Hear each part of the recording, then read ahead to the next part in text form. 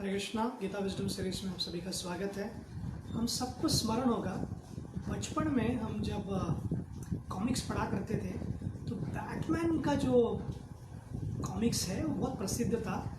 ये DC comics द्वारा 1949 में मार्च 30 को रिलीज़ किया हुआ था और प्रारंभ में बॉब केन और बिल फिंगर नाम के व्यक्ति इन्होंने इस कैरेक्टर को निर्माण किया था। और हमें पता है कि वो फेमस व्यक्ति ब्रूस वेन, जो वो देखते हैं कि वो प्लेबॉय थे, बहुत शक्तिशाली थे। ब्रूस वेन देखते हैं कि उनके माता पिता के हिसाब से मृत्यु हो गई और फिर उसका प्रतिशोध लेने के लिए वो शक्ति अर्जित करते हैं। तो हम देखते हैं कि कॉमिक सेंस में भी बैटमैन हो, स्पाइडरमैन हो, सुपरमैन हो या अनेक प्रकार के जितने भी हीरो होते हैं, एक्टर होते हैं, वे उनको more than larger than life image बताने का प्रयत्न करते हैं। तो उनकी विभूतियों का जो गुण है, उनकी जो शक्ति है, उसको देखकर लोग प्रभावित होते हैं, आकर्षित होते हैं। इन सब के स्रोत ओरिजिन उगम पूर्ण पुरुषोत्तम भगवान श्री कृष्ण है। श्लोक क्रमांक 19 से लेकर 42 तक, इस चैप्टर के अंत तक, 10वें अध्याय के अंत तक कृष्ण डिटेल वर्णन करेंगे। अब अर्जुन को विभूतियों का वर्णन करने का आवश्यकता क्या, और वो भी भौतिक सेंस में, इस भौतिक जगत में और अन्य लोकों में किस प्रकार से हम कृष्ण को हर जगह देख सकते हैं और कैसे उनको जान सकते हैं, इसका वर्णन किया गया है। तो साधारणतः कोई विचार करेगा व्यक्ति, ये बोलने की आवश्यकता कि अर्जुन तो इतना शुद्ध भक्त है। देखिए, अर्जुन निमित्त मात्र है और बाकी लोगों को, जिनको डायरेक्टली पूर्ण पुरुषोत्तम भगवान श्री कृष्ण की भक्ति नहीं कर सकते हैं, कैवल्य भक्ति नहीं कर सकते हैं या अन्य प्रकार की भक्ति मार्गों का भी पालन नहीं कर सकते हैं, उनके लिए विराट रूप का दर्शन लेना और भगवान सब में है और सब में भगवान है, इस प्रकार की वर्शिप उनको बहुत पसंद आती है। और ये समझना आवश्यक है कि सब में भगवान है परंतु सब भगवान नहीं है। ये प्रिंसिपल अंडरस्टैंडिंग पहले होने की आवश्यकता है। तो 19वें श्लोक में कृष्ण कहते हैं कि ये जो मेरी विभूति है वो असीमित है, परंतु मैं आपको बतलाऊंगा अर्जुन, ध्यान पूर्वक सुनने का प्रयत्न कीजिए। और वह कहते हैं कि जितना भी मैं बताऊंगा वे थोड़ा, क्या कहते हैं, अंश मात्र रहेगा, पूर्ण प्रकार से नहीं बतला पाऊंगा। 20वें श्लोक में बतलाते हैं कि कैसे वो परमात्मा के रूप में इस जगत के, इस ब्रह्मांड के और फिर सभी जीवात्माओं के आदि, मध्य और अंत में साथ में रहते हैं और इस पूरे ब्रह्मांड के नायक हैं। श्लोक क्रमांक 21 से लेकर लगभग 39 श्लोक तक, तो 19 श्लोक में कृष्ण अपने विभूतियों का वर्णन करेंगे। तो ये एक टेबल हमने निर्माण किया, तो उसके अनुसार हम जाने का प्रयत्न करेंगे। हमें पता है कि 12 आदित्यों में वो कहते हैं कि मैं विष्णु। तो ये विष्णु किसको रिप्रेजेंट कर रहे हैं? ये विष्णु जी है उपेंद्र, इंद्र के छोटे भाई, या वामन देव। फिर वो कहते हैं कि सभी प्रकाशमान जो ग्रह है या प्रकाशमान जो प्रकाश देने वाले ग्रह है, उसमें मैं सूर्य हूँ, तेजस्वी सूर्य। 49 मारुत है, तो उनमें से मैं मारीची हूँ, ऋषित। सभी जो प्रकार के जो नक्षत्र है उनमें मैं चंद्रमा हूँ। 22वें श्लोक में कहते हैं सभी वेदों में मैं सामवेद हूँ, देवताओं में मैं इंद्र हूँ। इंद्र बहुत ही महत्वपूर्ण पोजीशन लेते हैं और बेसिकली उनका जो सेवा है, एडमिनिस्ट्रेशन का सेवा है और बहुत ही टफ जॉब है। और भागवतम के पेजों में देखते हैं कि बहुत बार वो फेल होते हैं अपनी सेवा में, या किसी प्रकार से लोभवश के कारण वे बहुत सारे अनेक ऐसे अभद्र कार्य करते। कोई व्यक्ति विचार करेगा, यार राक्षसों भी ज़्यादा भयंकर देवता कार्य कर रहे हैं। हमें दो स्तर पर इसको देखने की आवश्यकता है। एक तो एक स्तर यह है कि इंद्र कर्म मिश्र भक्त है, अपनी पोजीशन से बहुत आसक्त है। दूसरा स्तर हम कैसे इसको जान सकते हैं, कैसे अभ्यास कर सकते हैं। अभ्यास करने की प्रक्रिया ये होनी चाहिए कि कृष्ण कभी कभी अपने भक्तों का उदाहरण पेश करके हम सब जो साधारण जीवात्मा है उनको सीख देने का प्रयत्न करते हैं कि देखो, देवराज इंद्र, देवताओं के राजा, वे अगर गलती कर सकते हैं तो हम कौन हैं। तो इसलिए ध्यान पूर्वक अपने एक्टिविटीज करने का प्रयत्न कीजिए। आज के दिन ऑस्ट्रेलिया सिटीजनशिप डे करके मनाते हैं ऑस्ट्रेलिया में, और लोगों को ऑस्ट्रेलिया में बहुत धूमधाम से बनाते हैं इस चीज़ को। तो हम देखते हैं कि कैसे जितने भी यूरोपियंस हुए, अमेरिकन्स हुए, खास करके ब्रिटिश, जहाँ पर भी गए वहाँ के नेटिव लोगों को उन्होंने मारा है। लाखों लाखों नेटिव अमेरिकन्स को मारकर आज यूनाइटेड स्टेट्स ऑफ अमेरिका इतना समृद्धशाली देश जो दिखता है दुनिया को, NHRC या नेशनल ह्यूमन राइट्स कमीशन या ह्यूमन राइट्स ग्लोबल कमीशन मानव अधिकार के ऊपर लेक्चर देते हैं बड़े बड़े लोग, तो उन्होंने किस आधार पर इस देश को बनाया, खास करके ऑस्ट्रेलिया हुआ, न्यूजीलैंड हुआ, विश्व के सभी अफ्रीकन्स हुए, एशियंस हुए, करोड़ों करोड़ों लोगों को मारा गया है, तब जाकर ये अपना साम्राज्य बना पाए। तो बोलने का तात्पर्य मेरा ये कि पूर्ण पुरुषोत्तम भगवान श्री कृष्ण का ही ऑस्ट्रेलिया था, पूरी जगत उनकी थी। ऑस्ट्रेलिया में जाने से पहला, ये ब्रिटिश लोग जाने से पहले वहाँ पर कौन थे? कोई नहीं था। जो नेटिव लोग रहा करते थे या प्रकृति थी, कृष्ण की प्रकृति है, समझने की आवश्यकता है हम सबको। इंद्रियों में वो मन है, कृष्ण कहते हैं इंद्रियों में मैं मन हूँ, और फिर सभी जीवात्मा जो है उनमें मैं चेतना हूँ, और चेतना बहुत महत्वपूर्ण है। लिविंग को नॉन लिविंग से डिस्टिंग करने वाला क्वालिटी क्या है? कॉन्शियसनेस, चेतना। मृत व्यक्ति को किसे कहते हैं? जब कोई चेतना निकल जाए उसके शरीर से, आत्मा निकल जाए, तो उस व्यक्ति को कहते हैं कि वो मृत हो गया है, मृत्यु हो गई उसकी। 11 रुद्रों में वो कहते हैं कि मैं शंकर हूँ, शिव जी हूँ। शिव जी बहुत ही महान वैष्णव है, इनका वर्णन पूरे भागवतम में अन्य जगहों पर आता है। शिव जी का एक स्पेशल गुण को हमको समझने की आवश्यकता है। वो जीव तत्व नहीं है, वो ना ही विष्णु तत्व है, वो स्पेशल शंभु तत्व है। ऑलमोस्ट विष्णु है परंतु नहीं है, तो ये समझने की आवश्यकता है। और वे किसी भी व्यक्ति को निर्विशेष निराकार मुक्ति तक पहुंचा सकते सदाशिव, परंतु वे अपने धाम में निरंतर भागवत की कथा करते हैं, अपने शिष्यों को भागवत सुनाते हैं, और उनका भागवतम 18,000 श्लोकों का नहीं, बहुत बड़ा है और विशाल है और बहुत रसिक कथाकार है शिव जी। और उनके जो ऑडियंस भी है वो भी निरंतर सुनते हैं, उनको ब्रेक की आवश्यकता नहीं रहती। और जो भी क्वालिफाइड वहां से व्यक्ति है, महेश नाम से फिर आध्यात्मिक जगत जाते हैं। सेकंड कैंटो के 6th चैप्टर में त्रिपाद और एकपाद, मतलब ये जो भौतिक जगत है ये 1/4 है और आध्यात्मिक जगत 3/4 बताए जाते हैं, परंतु आध्यात्मिक जगत और भौतिक जगत के बराबर बीच में है महेश धाम, जिसका 3/4 भौतिक जगत में और 1/4 आध्यात्मिक जगत में। वो शिव धाम या महेश धाम में जो व्यक्ति जाता है शाश्वत रह सकता है, शिव जी की सेवा कर सकता है और वहां से वैकुंठ जाने की इच्छा हुई तो जा सकते हैं। तो यही सदाशिव श्रीमान अद्वैत आचार्य के रूप में आते हैं, और अद्वैत आचार्य के प्रार्थनाओं के द्वारा ही श्री चैतन्य महाप्रभु प्रकट होते हैं। यक्ष और राक्षसों में कुबेरों कहते हैं कृष्ण। हम सबको पता है कि कुबेर एक स्पेशल कैरेक्टर है, रामायण में खास करके वर्णन है, बहुत जगहों पर वर्णन आता है। ये संपत्ति के देवता है, ट्रेजरर है पूरे देवताओं के, परंतु खास करके इनका कनेक्शन आता है रावण के प्रसंगों में, और देखते हैं किस प्रकार से उनका जो पुष्पक विमान था वो चोरी करते हैं कुबेर के रावण। और एक प्रसंग आता है कुबेर और यक्ष और राक्षस के जो राजा है कुबेर, या इनमें जो है कृष्ण कहते हैं, प्रसंग आता है ध्रुव महाराज के यहाँ पर, जहाँ उत्तम जो उनके भाई थे वो यक्ष द्वारा मारे जाते हैं, और पूरे यक्षों की पूरी प्रजाति यक्ष के पूरे वंशों को नष्ट करने का प्रयत्न करे थे। तब स्वयंभू मनु आकर उनको कहते हैं, स्वयंभू मनु के पुत्र है उत्तनपाद और प्रियव्रत, और उनके पुत्र है ध्रुव महाराज। तो अपने पोते को ही डायरेक्शन देते, और ईशोपनिषद के जो 18 श्लोक है उनमें ये वर्णन जो आते हैं 18 श्लोक में, वो स्वयंभू मनु टीचिंग्स दे रहे हैं हमारे ध्रुव महाराज को। तो ये समझने की आवश्यकता है, ध्रुव महाराज महान भक्त है परंतु क्रोध को उससे रोक नहीं पाते हैं, और वहां पर स्वयंभू मनु उनको सीख देते हैं। कुबेर भी उनको जब कहते हैं स्वयंभू मनु को तो बतलाते हैं। सभी वसु में वो कहते हैं कि मैं अग्नि हूँ, और पर्वतों में मैं पर्वत मेरु हूँ। 24वें श्लोक में बताते कि सभी प्रकार के पुरोहितों में मैं बृहस्पति हूँ। बृहस्पति ये महान पुरोहित है, ज्ञानी है, शिक्षक है, टीचर है, किनके? देवताओं के। तो आज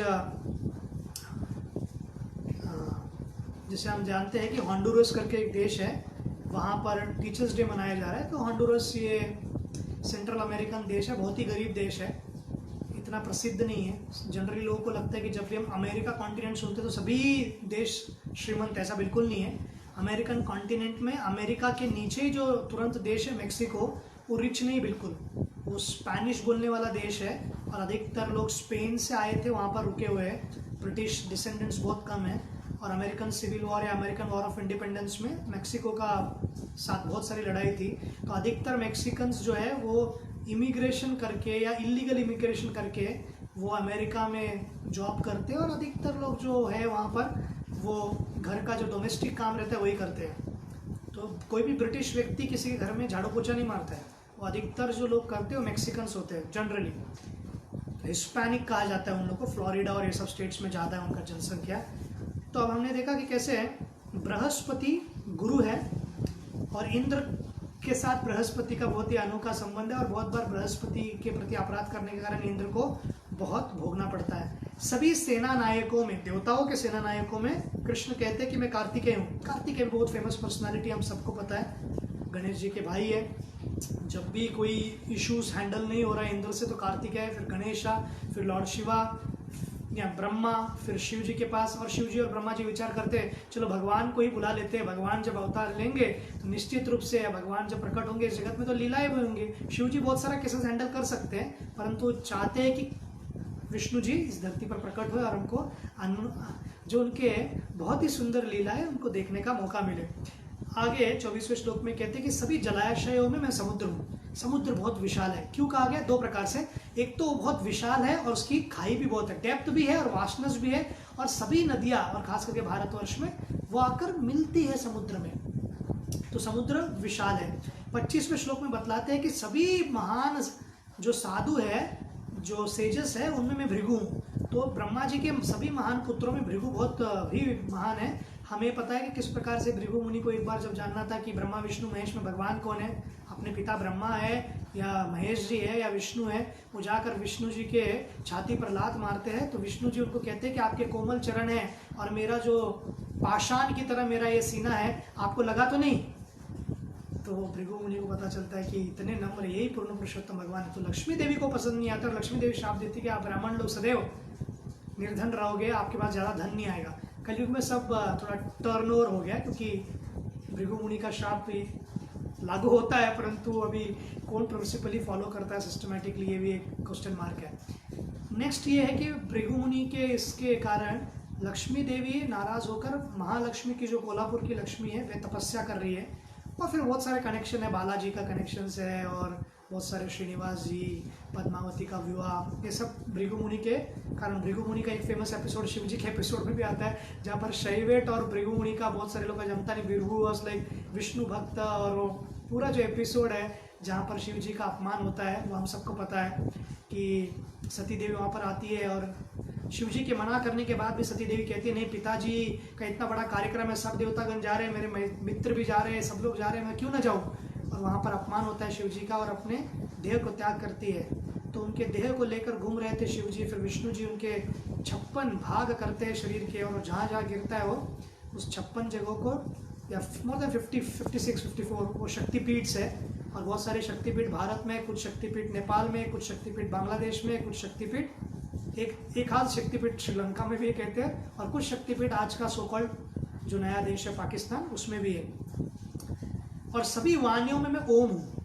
वो कहते हैं कि सभी वाणियों में मैं ओम हूँ, ओमकार। तो इसलिए भागवतम भी प्रारंभ ओम नमो भगवते वासुदेव से होता है। तो ये बहुत ही पावरफुल मीडियम है।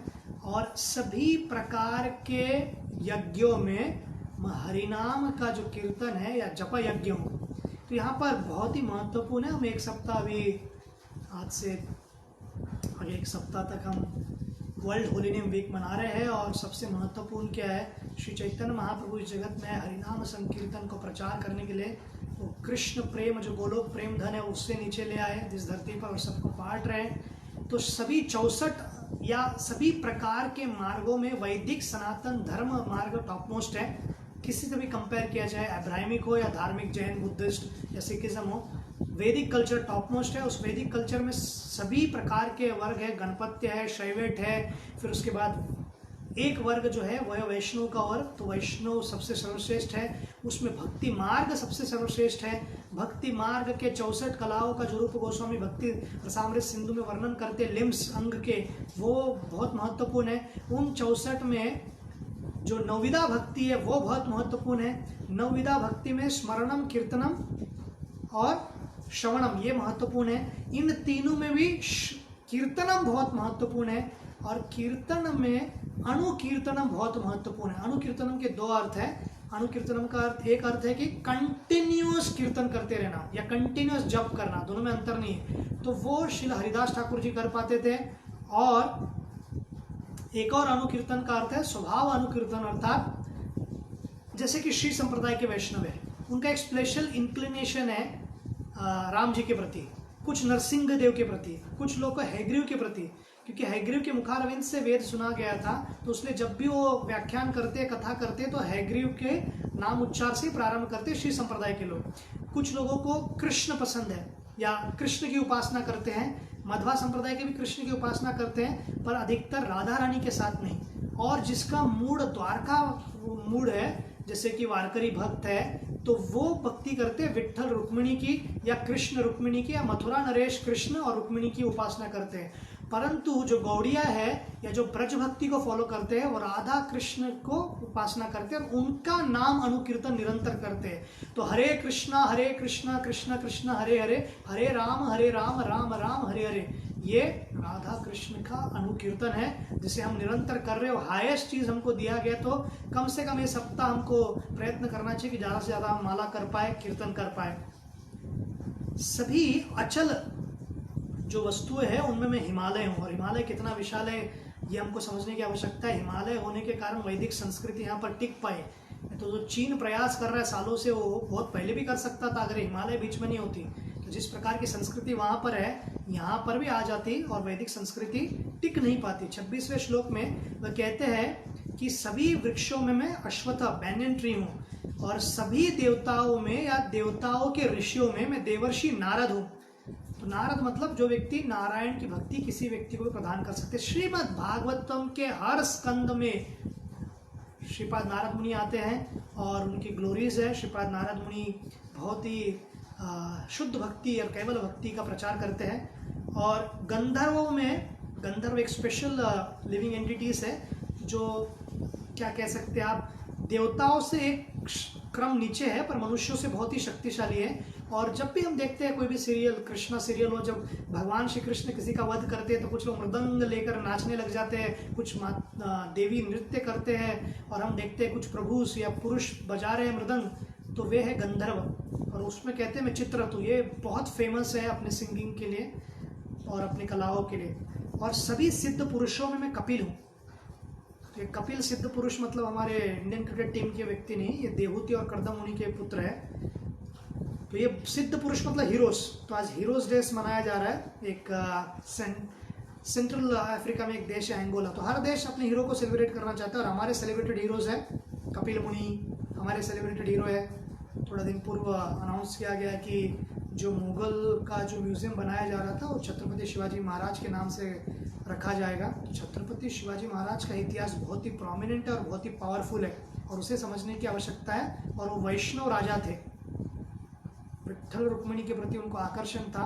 हालांकि भवानी के भक्त करके प्रसिद्ध है, क्योंकि भगवान की बहिरंग शक्ति भगवान से भिन्न नहीं है, परंतु जो भी फॉल्ट्स भगवान की बहिरंग शक्ति और तटस्थ शक्ति में वो कृष्ण पर लागू नहीं होता है। अल्टीमेटली श्रीमद् भागवतम के दूसरे स्कंद के 5वें और 6ठे और 7वें अध्याय में बताया गया किस प्रकार से एवरीथिंग कम्स फ्रॉम कृष्णा, परंतु त्रुटियां कृष्ण की नहीं है, गलतियां नहीं है, ये समझने की आवश्यकता है। 27वें श्लोक में बतलाते हैं कि सभी प्रकार के घोड़ों में वो कहते हैं कि मैं उचिश्रिव हूँ। ये जब समुद्र मंथन चल रहा था तो उससे प्रथम जो पहला आता है वो उचिश्रिव घोड़ा, दिव्य घोड़ा आता है। और सभी प्रकार के गजराजों में वो कहते हैं कि मैं ऐरावत हूँ। और ऐरावत किसका सवारी है? यह है इंद्र जी की। और सभी पुरुषों में मैं राजा हूँ, नरदेव। और 28वें श्लोक में बतलाते हैं कि सभी प्रकार के शस्त्रों में मैं वज्र हूँ, थंडरबोल्ट हमारे इंद्र के पास भी है। और सभी प्रकार के गायों में वो कहते हैं मैं सुरभि हूँ, और कामधेनु या सुरभि। और इस जगत में जितने भी गाय है वो उनकी रिफ्लेक्शन है। इनफैक्ट इस जगत में जो भी रूप में हम हैं, man is made in the image of God, जो भी पेड़ है, जो भी नदियाँ है, सब कुछ रिफ्लेक्शन है आध्यात्मिक जगत का। इसे समझने की आवश्यकता है। और कहते हैं कि उत्पत्ति या संतति उत्पत्ति का कारण जो इस जगत में है वो कामदेव मैं हूँ, कंदर्प मैं हूँ, और कृष्ण मदन मोहन भी है। और सभी सर्पों में वो कहते हैं कि मैं वासुकी हूँ, जिस वासुकी को लेकर समुद्र मंथन किया गया।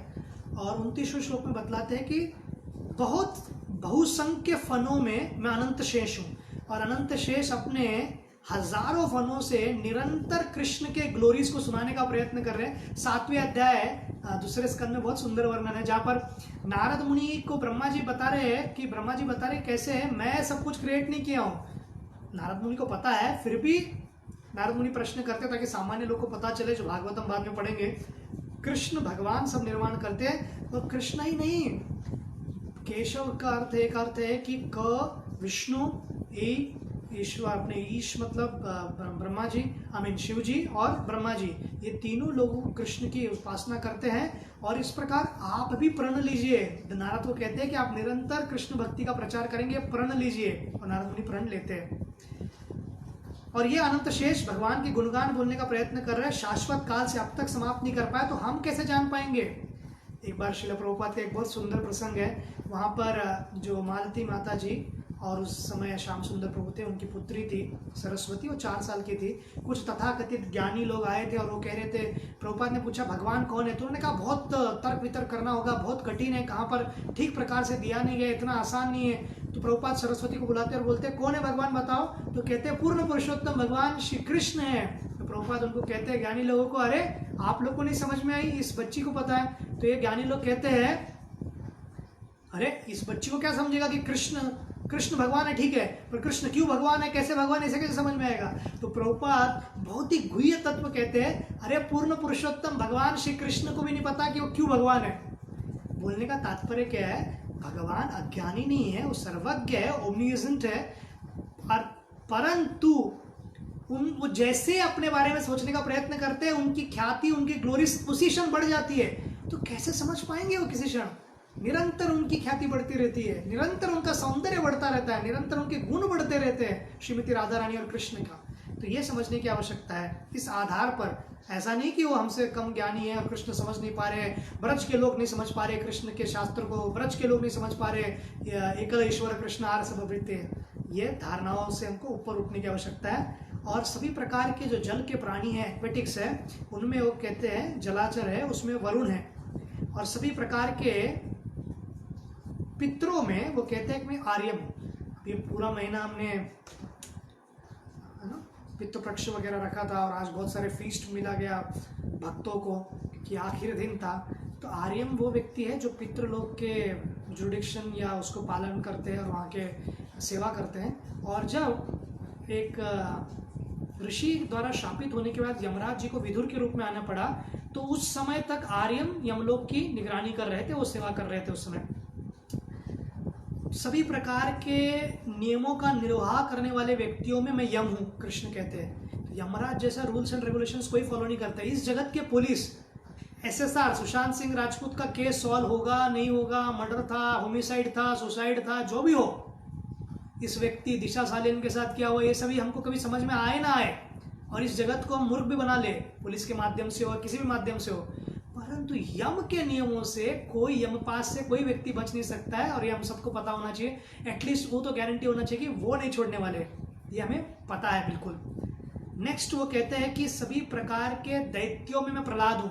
प्रहलाद महाराज के बारे में हम सब जानते हैं, कितने महान भक्त हैं। ये जब पूछा जा, शिशुपाल का एपिसोड होने के बाद जब शिशुपाल को भगवान श्री कृष्ण मुक्त कर देते हैं, तो उसके बाद उनको डाउट आता है कि वो पार्शल है क्या इम्पार्शल है। तो ये प्रहलाद महाराज की कथाएं प्रारंभ होती है बताने के लिए कि कृष्ण इम्पार्शल है परंतु रेसिप्रोकल है, आदान प्रदान करते हैं। और प्रहलाद महाराज की कथाएं आती है, बलि महाराज की कथाएं आती है, जहाँ पर दैत्यों में वो भी महान भक्त हैं।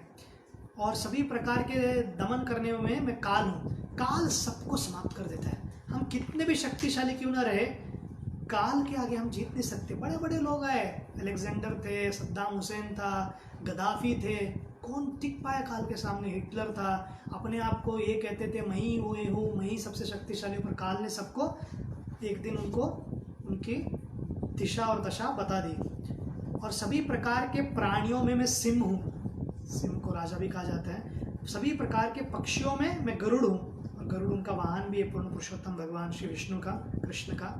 और सभी प्रकार के शुद्धिकरण वस्तुओं में वो कहते हैं कि मैं वायु हूँ। और सभी प्रकार के अस्त्र पकड़ने वाले व्यक्तियों में मैं राम हूँ। यहाँ राम मतलब, राम 3 लोगों को संबोधित किया जा सकता है। एक पूर्ण पुरुषोत्तम जो भगवान है, हमारे मर्यादा पुरुषोत्तम श्री रामचंद्र, एक बलराम, और तीसरा राम बहुत बार बोला जाता है, वो जमदग्नि के पुत्र है, वो है परशुराम जी, जो उनका परशु है वो बहुत ही पावरफुल, उस प्रकार से बहुत सारे क्षत्रियों का उन्होंने दमन किया था जो ठीक प्रकार से नियम का पालन नहीं कर रहे थे।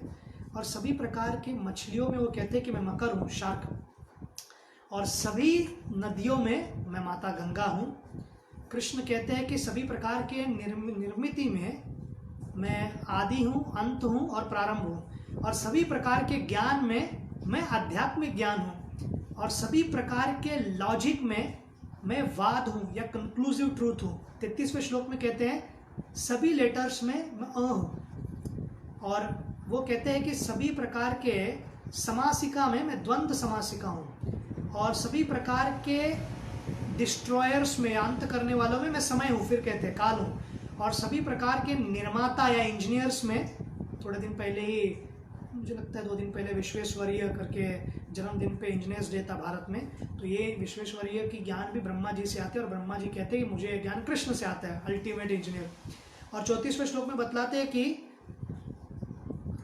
मृत्यु जो निरंतर चलता है, मृत्यु वो मैं हूँ, और जो जनरेटिंग प्रिंसिपल है बर्थ वो मैं हूँ, और स्त्रियों में मैं श्रेय हूँ, यश हूँ, और फिर उनका फॉर्चून हूँ, उनका स्मरण शक्ति हूँ, सुंदर वाक हूँ, धैर्य हूँ, बुद्धि हूँ और स्टेडफास्टनेस हूँ। 35वें श्लोक में बताते हैं कि सभी प्रकार के साम वेदों के गीतों में मैं बृहद साम हूँ, और काव्य छंदसा में मैं गायत्री हूँ, सभी महीनों में मैं मार्गशीर्ष हूँ, सभी प्रकार के ऋतुओं में मैं वसंत ऋतु हूँ, जबकि पुष्प बहुत खिलते हैं उस समय में। और 36वें श्लोक में बतलाते हैं कि सभी प्रकार के चीटर्स लोगों में, मूर्ख बनाना या लोगों को ठगने में मैं जुआ हूँ। तो जो एक सेंस में आप देख सकते हैं कि युधिष्ठिर महाराज जब जुआ खेलते हैं तो कृष्ण कहते हैं किस प्रकार से कि वो जुआ हारने के कारण इस प्रकार युधिष्ठिर महाराज को भोगना पड़ता है। तो सभी प्रकार के ऐश्वर्य में मैं ऐश्वर्य हूँ, और सभी प्रकार के विक्टोरियस में जो भी व्यक्ति जीतता है वो मैं विक्ट्री या यश मैं हूँ, और सभी प्रकार के मेहनत जो करता है व्यक्ति वो मैं हूँ, उसका स्तोत्र, और जो व्यक्ति शक्तिशाली है उसकी शक्ति मैं देता हूँ। 37वें श्लोक में बतलाते हैं कि वृष्णियों के वंश में मैं वासुदेव हूँ, कृष्ण के पिता। एक नाम नंद महाराज का भी वासुदेव है, आपकी जानकारी के लिए। और कुछ पांडव, सभी पांडवों में मैं अर्जुन हूँ, और अर्जुन को चुनते हैं गीता सुनाने के लिए। सभी प्रकार के सेजस में या ऋषियों में मैं वेदव्यास हूँ, और इसलिए व्यासासन रखा जाता है। व्यासदेव की जो टीचिंग्स है वो परफेक्ट है, और जब भी कोई कथाकार व्यास पीठ पर या व्यासासन पर बैठकर कथा करता है तो व्यासदेव ने जो दिया है उसको ही फॉलो करना है। और सभी प्रकार के विचारवंत लोगों में मैं उषण हूँ, उषण मतलब शुक्राचार्य जो कि दैत्यों के गुरु है।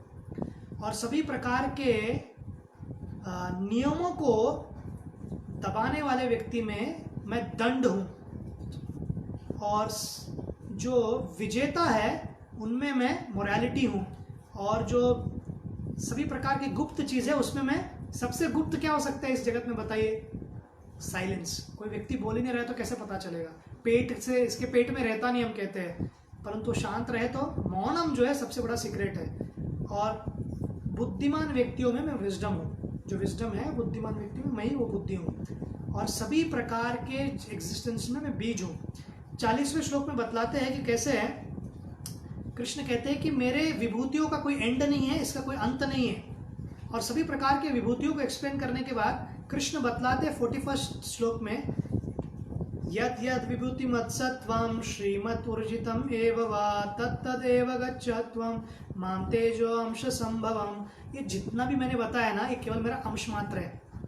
या किसी भी व्यक्तियों में जो भी गुण है, जो भी एक्सीलेंस है, विराट कोहली की बैटिंग हो, या किसी एक्टर के एक्टिंग हो, या किसी पॉलिटिशियंस का आज बर्थडे भी है, एक महान व्यक्ति जिसके पूरे देश उसको मानता है, तो उस व्यक्ति में जो भी वाक कला है, उसकी शौर्य कला है, त्याग करने की कला है, वो सब कहाँ से आ रही है? कृष्ण कह रहे हैं मेरे द्वारा।